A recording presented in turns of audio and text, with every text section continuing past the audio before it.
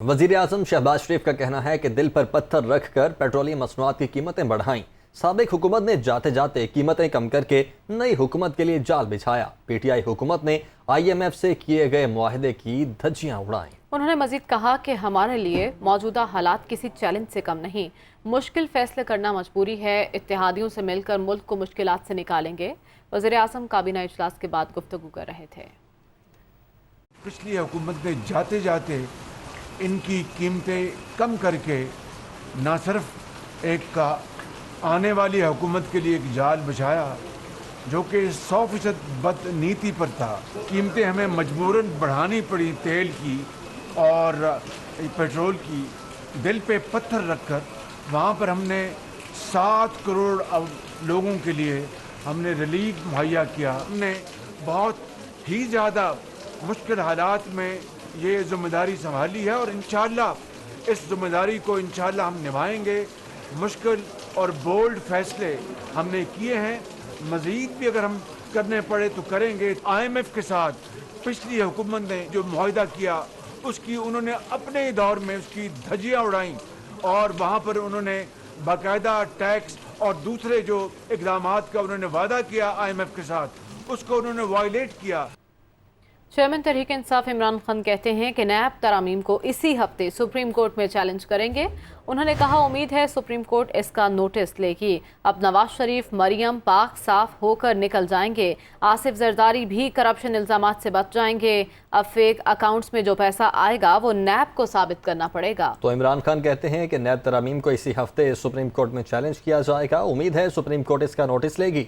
अब नवाज शरीफ और मरियम पाक साफ होकर निकल जाएंगे। आसिफ जरदारी भी करप्शन इल्जामात से बच जाएंगे। अब फेक अकाउंट्स में जो पैसा आएगा वो नैब को साबित करना पड़ेगा। तो शाह महमूद कुरैशी ने कहा है कि 1970 के बाद जितने इंतखाबात हुए उन पर सवालिया निशान लगे। अगर पंजाब के 20 ज़िमनी इलेक्शन में अपनी साख खो दी तो जनरल इलेक्शन के नताइज कौम कबूल नहीं करेगी। मजीद कहा कि हमजा शहबाज अपनी वजारत आला बचाने के लिए इलेक्शन कमीशन की साख दाव पर लगा देंगे। वो लाहौर में प्रेस कॉन्फ्रेंस कर रहे थे। इलेक्शन कमीशन ऑफ पाकिस्तान की आईनी जिम्मेदारी है शफाफ क्रेडिबल इलेक्शंस करवाना, उसको अपनी कारकर्दगी दिखानी चाहिए। बदकिस्मती से पाकिस्तान में जितने इंतखाबात हुए हैं वो लोगों ने तस्लीम नहीं किए। 70 के बाद जितने इंतखाबात आए यके बाद दीगर उन पर सवालिया निशान लग गया। जमहूरी कदरों ने राइज होना है तो हमें एक खुद मुख्तार और आज़ाद इलेक्शन कमीशन कब मिलेगा, ये है सवाल पाकिस्तान का। लोगों का एतमाद इस इदारे पे बढ़ रहा नहीं है, कम होता चला जा रहा है। आज एक बहुत बड़ी आजमाइश से 2-4 होने वाला है इलेक्शन कमीशन ऑफ पाकिस्तान, और वो है पंजाब के 20 ज़िमनी इलेक्शंस।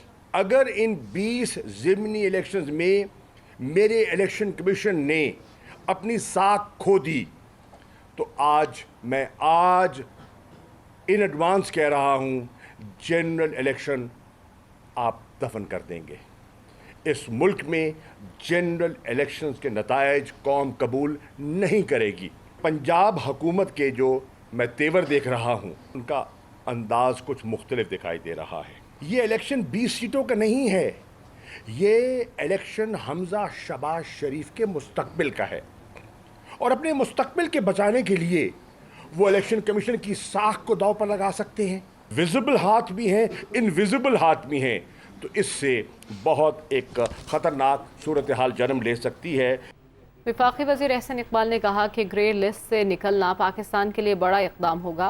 काबीना इजलास में फेटव इक़दामात पर आर्मी चीफ की कोशिशों को सराहा गया। इंडोनेशिया से खुर्दनी तेल के जहाज आ रहे हैं। वज़ीर आज़म ने यूरिया दस्तयाबी को यकीनी बनाने की हिदायत की है। वज़ीर ख़ारजा जनाब बिलावल भुट्टो ज़रदारी साहब और वज़ीर मुमलकत हिना रब्बानी खार साहिबा ने कैबिनेट को ब्रीफ़ किया कि हमने अल्हम्दुलिल्लाह फैटफ की क्लियरेंस के लिए जो तमाम तकाज़े पूरे कर दिए हैं, और अब इसके बाद एक जो रिक्वायरमेंट है कि फैटफ की टीम की पाकिस्तान में आकर तस्दीक करना बाकी है, जिसके बाद हमें उम्मीद है कि पाकिस्तान फैटफ की ग्रे लिस्ट से वाइट लिस्ट में जाने के लिए उसका रास्ता हमवार हो जाएगा। हमारे ऊपर ग्रे लिस्ट की पाबंदियां या रिस्ट्रिक्शंस थी, उनसे हम آزاد ہو جائیں گے. اور اس سے پہلے چیف آف آرمی اسٹاف کی سربراہی اور نگرانی میں ایک گروپ تشکیل دیا. انہوں نے بھی اس کی بھرپور نگرانی کی اور اس چیز کے اوپر مدد کی حکومت کی.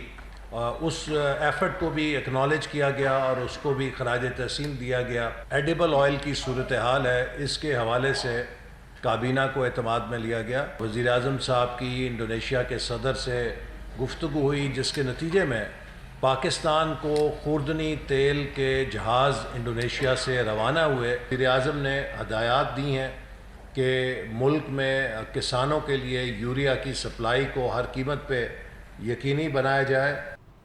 توانائی بحران کے پیش نظر محکمہ داخلہ سندھ نے ایک اور ترمیمی نوٹیفکیشن جاری کر دیا ہے. مارکیٹس رات 9 بجے بند کرنے کا فیصلہ برقرار ہے. محکمہ داخلہ سندھ کے جاری ترمیمی اور وضاحتی نوٹیفکیشن میں عوام کو آگاہ کرتے ہوئے کہا گیا کہ customer support centres, call centres, courier services, tyre shops پر پابندی کا اطلاق نہیں ہوگا. Software development, ambulance stations اور بس اڈے پابندی سے مستثنی ہوں گے. محکمہ داخلہ سندھ نے چھوٹی بڑی مارکیٹس رات 9 بجے بند کرنے کا فیصلہ برقرار رکھا ہے. بادلوں کی گھن گرج، ٹھنڈی ہوائیں، موسلادھار بارش، ملک بھر کی طرح اسلام آباد اور راولپنڈی میں بھی پری مانسون کے طاقتور سپیل نے گرمی کو گڈ بائے کہہ دیا ہے. اسی بار میں مزید بات کر لیتے ہیں. اسما شوکت ہمارے ساتھ موجود ہے. اسما، موسم کی صورتحال بتائیے. اسلام آباد کا دل فریب موسم کب تک ایسا رہے گا؟ شہر بے مثال کا موسم بھی بے مثال ہو چکا ہے. گزشتہ رات سے ہی دیکھنے میں آ رہا ہے کہ بارش کا سلسلہ جو ہے وہ جڑواں شہروں میں جاری ہے. اس وقت بھی بوندا باندی ہو رہی ہے اور ایسا لگ رہا ہے کیونکہ عموماً ہوتا ہے کہ جون کے مہینے میں درجہ حرارت جو ہوتا ہے وہ 35-40 سینٹی گریڈ ہوتا ہے، لیکن آج صبح سے ہی درجہ حرارت جو ہے وہ تقریباً 19-20 سینٹی گریڈ جا رہا ہے. شہری کافی زیادہ خوش دکھائی دے رہے ہیں. جون کا مہینہ ہے لیکن جنوری فروری والی سردی محسوس ہو رہی ہے. آج اسلام آباد میں موسم خوشگوار ہوتا ہے تو شہریوں کی کوشش ہوتی ہے کہ اسلام آباد کے جو نظارے ہیں وہ مزید خوبصورت ہوئے ہوتے ہیں تو ان کو انجوائے کرنے کے لیے مختلف مقامات کا رخ بھی کرتے ہوئے آج لوگ دکھائی دے رہے ہیں. گرما گرم کھابے بھی چل رہے ہیں تو یہ کہا جا سکتا ہے کہ شہری جو ہے سردیوں کا مزہ جو ہے وہ لے رہے ہیں آج کے دن اور خوب انجوائے کرتے ہوئے دکھائی دے رہے ہیں، خوشگوار موڈ میں بھی ہیں. اگر یہاں پہ بات کر لی جائے محکمہ موسمیات کے حوالے سے تو کل شام تک بارشوں کا یہ سلسلہ جو ہے جڑواں شہروں میں وقفے سے بتایا گیا ہے، جس کی وجہ سے گرمی کی شدت میں کافی کمی واقع ہوگی. جی ٹھیک ہے، بہت شکریہ اسما، آپ نے ہمیں اپڈیٹ کیا. اسلام آباد کا موسم سہانا ہے تو لاہور کا موسم بھی حسین ہے. کہیں تیز اور کہیں رم جھم کا سلسلہ جاری ہے. موسم کے بارے میں بتا رہے ہیں سہیل کیسر. بالکل جی، لاہور میں کہیں تیز اور کہیں رم جھم کا سلسلہ بدستور جاری ہے کہ رات کے جو سسٹم لاہور میں داخل ہوا تھا اس نے ابھی تک رنگ جما رکھا ہے اور آج صبح سے ہی وقفے سے بارش کا سلسلہ چل رہا ہے. اور اگر شہر کے موسم کی بات کی جائے تو اتنا خوبصورت اور اتنا حسین، اتنا دل فریب ہو رہا ہے کہ الفاظ میں بیان کرنا مشکل ہے. اس لیے کہ بارش کا سلسلہ شروع ہوتے ہی گرمی بادلوں کے تیور دیکھتے ہوئے کہیں دور اڑن چھو ہو گئی، رفو چکر ہو گئی کہ اس کو معلوم پڑ گیا تھا کہ اب اس کی دال گلنے والی نہیں ہے. اس نے جو اپنے رنگ ڈنگ دکھانے تھے وہ دکھا لیے ہیں اور اب بادلوں کا راج اس کو یہاں پر ٹکنے نہیں دے گا. اور ایسی ہی صورتحال لاہور میں دیکھنے میں آئی. اور اس مرتبہ یہ جو بارشوں کا سلسلہ جاری ہے یہ ایسٹرنلی اور ویسٹرنلی ویو کے اشتراک سے شروع ہوا ہے. اسی لیے محکمہ موسمیات کی طرف سے یہ پیشگوئی کی گئی ہے کہ کل شام تک کافی تیز اور اچھی بارشیں متوقع ہیں اور اس کا ایک نظارہ تو آپ اس وقت بھی کر رہے ہوں گے جب ہم آپ کو موسم کی صورتحال سے آگاہ کر رہے ہیں. جی یہ صورتحال ہے اور موسم اگرچہ خوبصورت ہے لیکن یہ ہم سب سے احتیاط کا تقاضا بھی کرتا ہے کہ ہم بجلی کی تنصیبات سے خصوصی طور پر دور رہیں اور گھروں سے نکلیں تو کچھ چھاتا یا کوئی برساتی وغیرہ لے کر نکلیں کیونکہ اس موسم کا کچھ اعتبار نہیں ہوتا کہ کب کروٹ بدل لیں. جی آگے بڑھتے ہیں. بریکنگ نیوز ہے. بلوچستان اسمبلی کا بجٹ اجلاس 2 گھنٹے گزرنے کے باوجود بھی شروع نہیں ہو سکا ہے. بلوچستان اسمبلی کا بجٹ اجلاس 4 بجے طلب کیا گیا تھا. بلوچستان کابینہ کے اجلاس میں بجٹ کی منظوری نہیں دی گئی. بلوچستان میں بجٹ میں 199 ارب ترقیاتی منصوبوں کے لیے مختص جبکہ بجٹ میں 133 ارب جاری اسکیموں پر خرچ ہوں گے. لیکن ابھی تک یہ اجلاس شروع ہی نہ ہو سکا. اس کی وجہ بھی تاحال معلوم نہ ہو سکی. بلوچستان اسمبلی کا اجلاس 2 گھنٹے گزرنے کے باوجود ابھی تک شروع نہ ہو سکا. اسمبلی کا بجٹ اجلاس آج 4 بجے طلب کیا گیا تھا لیکن اب 6:30 ہو چکے ہیں. अभी तक कोई नामो निशान नहीं है कि कब तक ये इजलास शुरू होगा। अलबत्ता बलोचिस्तान काबीना के इजलास में बजट की मंजूरी नहीं दी गई। बलोचिस्तान बजट में 199 अरब तरक्याती मंसूबों के लिए मुख्तस किए गए हैं और 133 अरब जारी स्कीमों पर खर्च होंगे। इसके अलावा सरकारी मुलाजमीन की तनख्वाहों में इजाफे की शरह क्या होगी, ये भी देखना बाकी होगा। इसी बारे में मज़ीद तफसीलात जान लेते हैं। फरीदुल्लाह खान हमारे साथ मौजूद है। फरीदुल्लाह, वजह क्या सामने आ रही है, क्यों बजट इजलास ताहाल शुरू ना हो सका?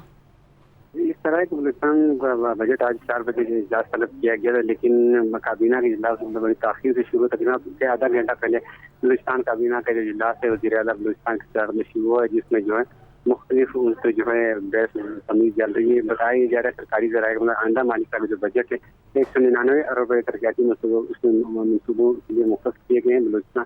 तो आइंदा माली साल के बजट में जो है 133 अरब रुपये जारी स्कीमात के लिए भी रखे गए हैं। बजट में 59 अरब रुपये की नई स्कीमात शामिल की गई हैं।